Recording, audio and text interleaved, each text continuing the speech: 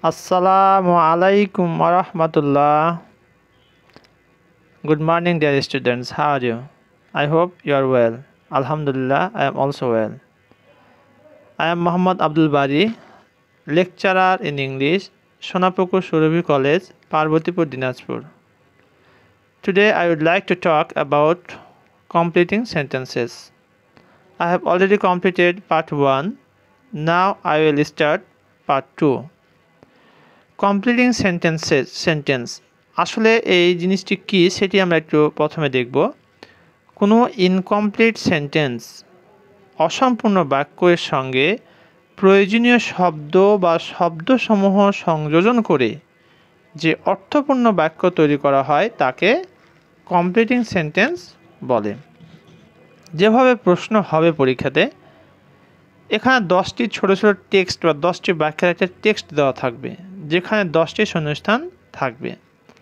যেভাবে উত্তর লিখতে হবে, শিক্ষার্থীরা ক্লজ বা ফ্রেজ ব্যবহার করে গ্যাপ পূরণ করে সম্পূর্ণ বাক্য লিখবে এবং উত্তর অংশ আন্ডারলাইন করতে হবে।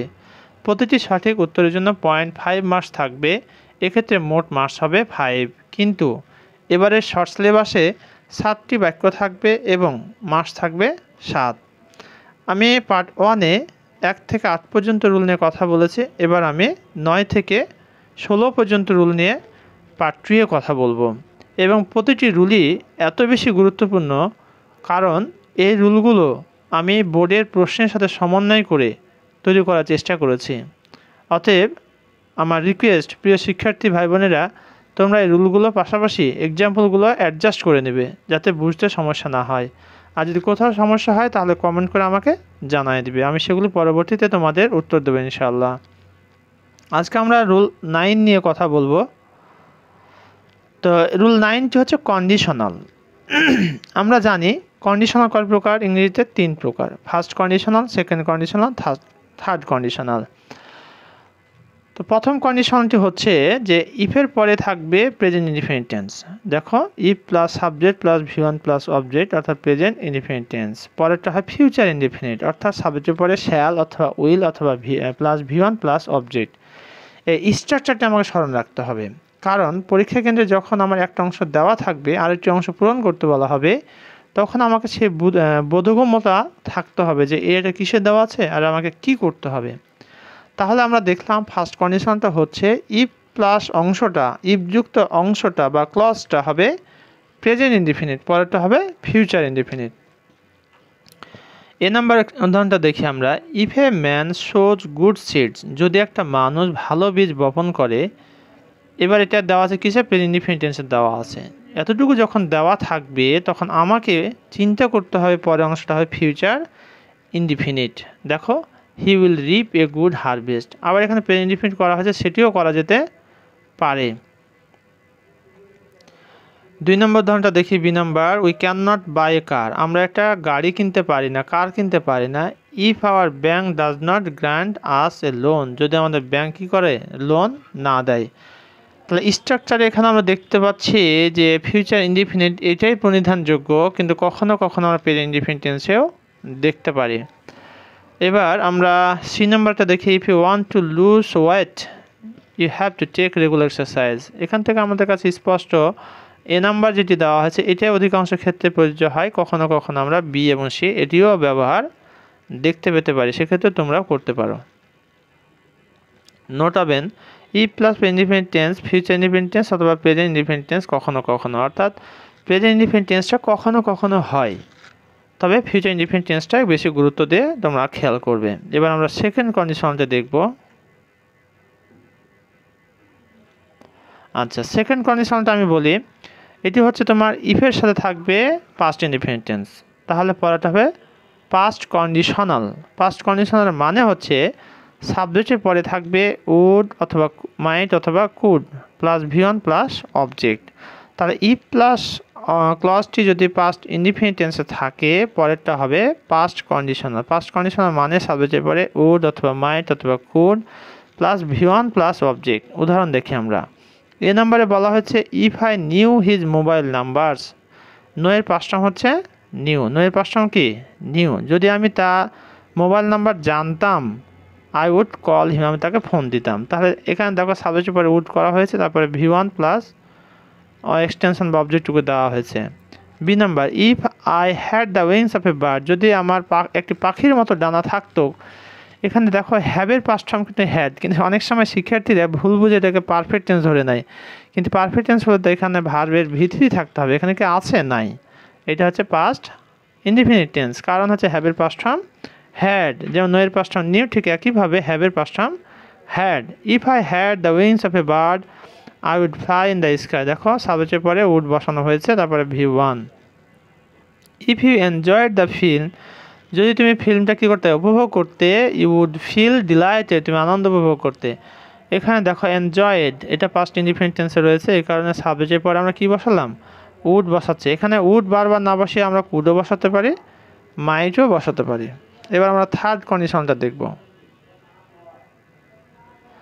থার্ড কন্ডিশনটা হচ্ছে যে ইফের সাথে যদি পাস্ট পারফেক্ট টেন্স থাকে তাহলে পরেরটা হবে পারফেক্ট কন্ডিশনাল। পরেরটা পারফেক্ট কন্ডিশনাল মানে হচ্ছে সাবজেক্টের পরে আমরা উড হ্যাভ অথবা কুড হ্যাভ অথবা মাইট হ্যাভ বসাবো। মাইট হ্যাভ, এখানে এটা হবে না, এটা হবে might have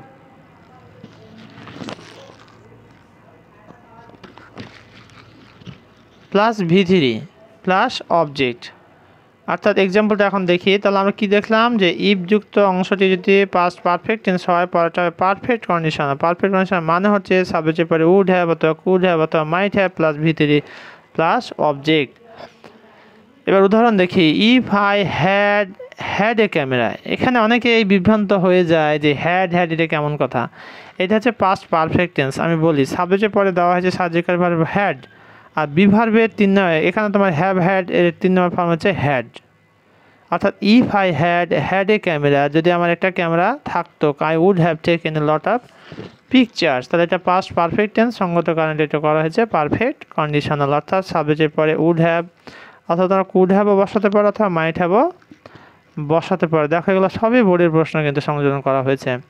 B number, if the driver had been more careful he would not have made the fatal accident. If the driver had been more careful, এখানে দেখো পারফেক্ট টেন্স যে হ্যাড দেওয়া আছে আর বি এর 3 নম্বর ফর্ম হচ্ছে বিন, তাহলে past perfect tense বা পরেরটা পারফেক্ট কন্ডিশনাল। অর্থাৎ সাবজেক্টের পরে উড হ্যাভ অথবা কুড হ্যাভ অথবা মাইট হ্যাভ, তারপরে V1, তো এখানে আমরা নিয়েছি উড নট হ্যাভ। অর্থাৎ যদি কী করতো, the driver had been more careful, যদি অধিক সতর্ক হতো তাহলে he would not have made the fatal accident, সে মারাত্মক অ্যাক্সিডেন্টের সম্মুখীন হতো না। একইভাবে সি নাম্বারটা যদি দেখি, সি হ্যাজ গট জিপিএ 4.50, এত সে পেয়েছে আর কি।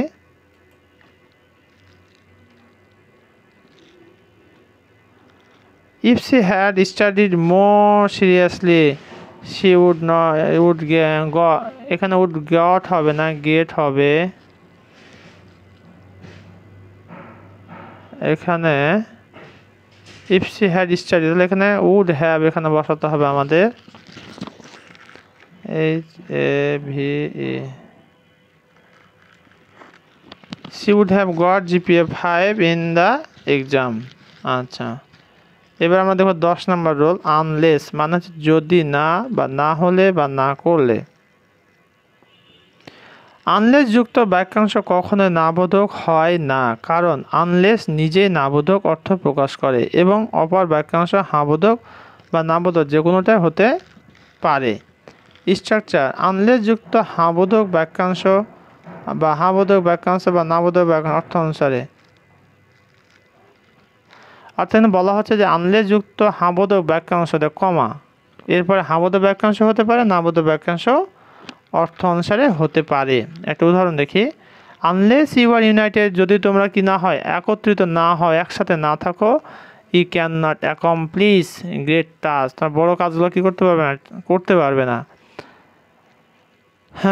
But all sorts of attempts to solve food problem will fail unless, অর্থাৎ বলছে but all sorts of attempts, সকল প্রকারের চেষ্টা, টু সলভ ফুড প্রবলেম অর্থাৎ খাদ্য সমস্যার সমাধান করার জন্য সকল প্রকার চেষ্টা উইল ফেল ব্যর্থ হয়ে যাবে, আনলেস যদি না we become alert about the West of food, খাদ্যের অপচয় সম্পর্কে যদি সচেতন না থাকি তাহলে খাদ্য সমস্যার সমাধান আমাদের সকল প্রকারের চেষ্টা কী হয়ে যাবে, ব্যর্থ হয়ে যাবে।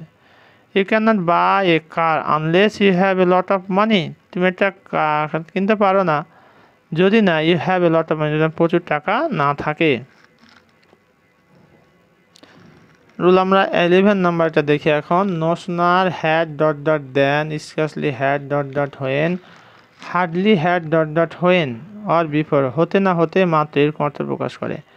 আমরা একটু নোটটা দেখি ভালো করে যে নোশনাল বা স্কার্সলি বা হ্যাডলি যুক্ত ক্লজ সাধারণত পাস্ট পারফেক্ট টেন্স হয় এবং অন্য ক্লজটি দেন বা হোয়েন যোগে পাস্ট সিম্পল হয়। অর্থাৎ দুটি কথা এখানে, যে প্রথম অংশ অর্থাৎ নোশনাল হ্যাড অংশটা পাস্ট পারফেক্ট টেন্স, পরেরটা হবে পাস্ট ইনডিফিনিট টেন্স। স্ট্রাকচারটা আমরা স্মরণ রাখবো, no sooner plus had plus subject plus V three than plus subject plus V two plus object, অর্থাৎ দেনের পূর্বে অংশ পাস্ট পারফেক্ট, পরেরটা হচ্ছে পাস্ট ইনডিফিনিট। উদাহরণগুলো আমরা খেয়াল করলে বুঝতে পারবো। Hardly had we scene the police, আমরা পুলিশকে দেখতে হোয়েন উই ওয়ার অ্যাটাকড, আমরা কী হয়ে গেলাম, অ্যাটাক হয়ে গেলাম। এখানে দেখো প্যাসিভ ভয়েস করা হয়েছে এই জায়গাটাতে, উই ওয়ার অ্যাটাকড, আমরাকে ধরা হলো আর কি। Hardly had you seen the police, আমরা পুলিশে দেখতে হোয়েন উই ওয়ার অ্যাটাকড, আমরা আক্রান্ত মানে হয়ে গেলাম, ক্যাপচার্ড হয়ে গেলাম, আমরা ধরে ফেললো। বি নাম্বারটা হচ্ছে no sooner had he reach the station than the train left, বলছে যে সে ট্রেনে পৌঁছতে স্টেশনে পৌঁছতে ট্রেনটা ছেড়ে গেল। C number the student saw the teacher, ছাত্রছাত্রীরা শিক্ষককে দেখলো। No sooner had the teacher enter the classroom, অর্থাৎ যত শীঘ্রই no sooner had the teacher enter the classroom than the students stood, এখন হবে স্টপ সাউন্ড, অর্থাৎ শিক্ষক ক্লাসে প্রবেশ করতে না করতে ছাত্রছাত্রীরা শব্দ থামায় দিল। এবার আমরা 12 নম্বর রুলটা দেখব। উড দ্যাট, যদি, উইশ আই উইশ, আমার অসম্ভব ইচ্ছা, ওয়ার হ্যাড, যদি এমন হতো। অর্থাৎ এখানে যেটা ব্যবহারের কথা বলা হচ্ছে, উড দ্যাট অথবা উইশ অথবা ওয়ার বা হ্যাড যুক্ত বাক্যগুলো মনের অবাস্তব বা অসম্ভব ইচ্ছা প্রকাশ করে। এরূপ স্থানে বি ভার্বের ক্ষেত্রে ওয়ার বসে, অন্যান্য ভার্বের ক্ষেত্রে কুড বা উড প্লাস ভি1 বসে, কুড হ্যাভ বা উড হ্যাভ প্লাস ভি3 ব্যবহার করে বাক্যাংশ পূরণ করা যায়। আচ্ছা, এবার দেখি এখন স্ট্রাকচারটা। Would that oblique I wish oblique had, অর্থাৎ এগুলোতে যদি শুরু হয় তাহলে আমরা প্লাস সাবজেক্ট নিব প্লাস ওয়ার অথবা উড অথবা কুড, তারপরে ভি1 প্লাস এক্সটেনশন। এখন প্রশ্ন হচ্ছে ওয়ার কখন হবে, যদি বিভার বাসায় ওয়ার হবে, অন্যান্য ক্ষেত্রে এটা হতে পারে। আই ডোন্ট হ্যাভ এনাফ, মানে আমার পর্যাপ্ত টাকা নাই। Had I been a rich man, যদি আমি কি হতে পারতাম, ধনী মানুষ হতে পারতাম। I would have help the poor, আমি গরিবদের কী করতাম, সাহায্য করতাম। বি নাম্বার দেখো, my childhood was full of joys and happiness. I wish I were a child again. একটা জিনিস খেয়াল রাখবে, আই উইশ বা ফ্যান্সির পরে যদি বিভার বসে, এই বিভারটা ওয়ার হয় সবসময়। এরপরে সি নাম্বার দেখো, I wish I war a bird, আমি ইচ্ছা পোষণ করি যদি আমি কী হতে পারতাম, একটা পাখি হতে পারতাম। হ্যাড আই মাচ মানি, যদি আমার প্রচুর টাকা থাকতো, I would have built a big house. আচ্ছা, এবার রুল 13 নিয়ে কথা বলবো আমি, বিফোর এবং আফটারের ব্যবহার। এটা খুবই সহজ একটি ব্যাপার। এটা বলা হচ্ছে সাধারণত বিফোরের পূর্বে পাস্ট পারফেক্ট টেন্স হয় এবং পরে পাস্ট ইনডিফিনিট টেন্স হয়। অপরদিকে আফটারের পর পাস্ট পারফেক্ট টেন্স এবং পূর্বে পাস্ট ইনডিফিনিট টেন্স হয়। মানে বিফোর মানে পূর্বে পাস্ট পারফেক্ট, আফটার মানে পরে পাস্ট পারফেক্ট। স্ট্রাকচার দুটি আমরা কি দেখতে পাচ্ছি, যে সাবজেক্ট প্লাস হ্যাড প্লাস ভিতরি প্লাস অবজেক্ট দিয়ে দেওয়া হয়েছে বিফোরের পরে পাস্ট ইনডিফিনিট টেন্স আর পূর্বে হচ্ছে পাস্ট পারফেক্ট টেন্স, সেই অনুসারে স্ট্রাকচার বসানো আছে। 2 নম্বরেও আমরা দেখতে পাচ্ছি আফটারের পূর্বে পাস্ট ইনডিফিনিট টেন্স, পরে হচ্ছে পাস্ট পারফেক্ট টেন্স। উদাহরণ খেয়াল করি, he was very hopeful about winning the game, সে গেমে জিতার জন্য খুবই আশাবাদী ছিল। হি হ্যাড ওয়ার্কড হার্ড, কোন টেন্স করা হয়েছে, past perfect tense, before he took part in the competition, সে কম্পিটিশানে অংশগ্রহণের পূর্বে হি হ্যাড ওয়ার্কড হার্ড, কঠোর পরিশ্রম করেছিল। আমাদের আসলে কঠোর পরিশ্রম করা দরকার। The teacher came here after we had gone outside, the teacher came here, শিক্ষক এখানে আসলো, after we had gone outside, আমরা বাইরে যাওয়ার পর শিক্ষক এখানে আসলো। এবার আমরা রুল দেখব 14 নম্বর। উড রাদার বা হ্যাড বেটার মানে হচ্ছে বরং। উড রাদার বা হ্যাড বেটারের অর্থ হলো বরং ভালো, কোনো কাজটি করা ভালো অর্থে উড রাদার বা হ্যাড বেটার ব্যবহার করা হয়। Structure subject plus would rather বা had better plus V1 plus object plus than plus verb বা নাউন হতে পারে। স্ট্রাকচার আবারও খেয়াল করি, সাবজেক্টের পরে কি উড রাদার অথবা হ্যাড বেটার বসবে, তারপর প্লাস V1 প্লাস অবজেক্ট আর দেনের পরে হবে ভার্ব বা নাউন। আই হ্যাড বেটার আমার বরং ভালো কি করা, ইটস সামথিং কিছু খাওয়া ভালো, অর্থাৎ হ্যাড বেটার পরে V1, দেখো V1 বসানো আছে। It is very cold outside বাইরে বেশ ঠান্ডা, ইউ হ্যাড বেটার তোমার বরং কি করা ভালো, স্টে অ্যাট হোম বাসায় থাকা ভালো, দেন গো আউট বাইরে যাওয়ার থেকে। স্টার সাথে দেখো মিল আছে। Rahim would rather play than sing, Rahim would rather play, would রাদারের পরে V1 বসানো আছে, দেনের পরে ভার্ব 1 বসানো আছে। এবার আমরা রুল 15 নাম্বারটা দেখবো একটু।